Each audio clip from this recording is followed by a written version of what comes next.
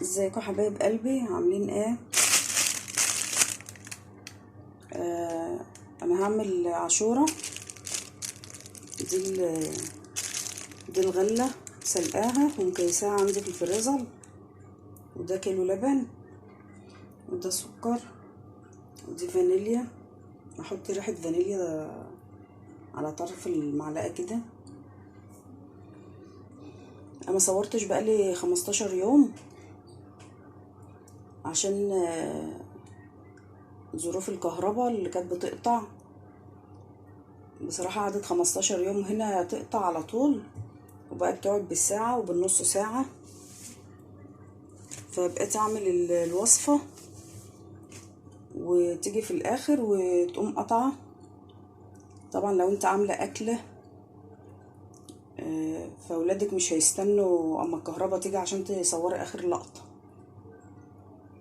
فبقيت امسح الفيديوهات لغاية لما الكهرباء اتعدلت. يعني انا عملت عاشورة في يوم عاشورة، عملت وما كملتش، فقلت اعملها لكم تاني. زي ما قلت لكم اللي عندي الغله دي انا سلقاها وحطها في الفريزر، فطلعت كيس وقلت اعمل تاني. يعني على فكره احنا طول السنه يعني بنحب نعملها كده، يعني مش لازم في المواسم. فطول 15 يوم دول ما بقتش اعمل بقى فيديوهات، بقيت اعمل الفيديو واصوره ويجي في الاخر وما يكملش او مسحاه. فقلت اريح نفسي بقى لغايه لما الكهرباء تتظبط واقوم مصوره تاني. بس انتوا وحشتوني، قلت اعمل الفيديو ده معاكم.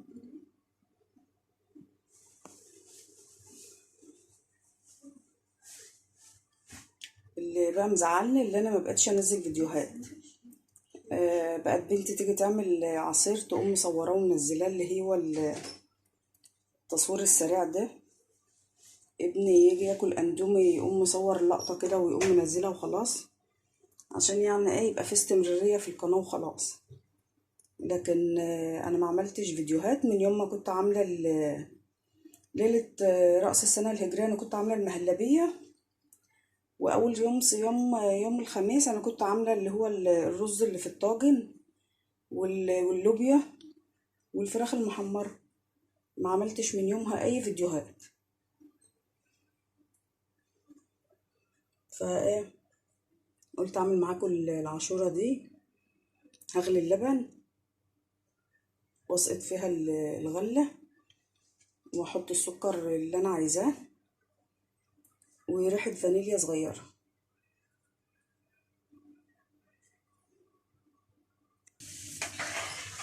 حطيت اللبن غلى، حطيت السكر اللي انا عاوزاه، حطيت الفانيليا،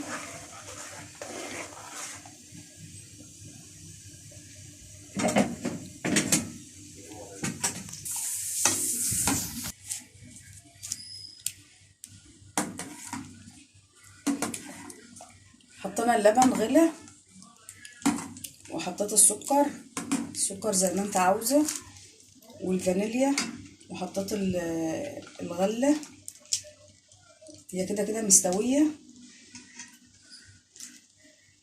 قمت ما خلصت عباه بقى في اطباق، عباه في كوبايات. دي في كوبايه ودي في طبق. متعملش فيها حاجه اكتر من كده. دي العاشوره، حاجه حلوه كده.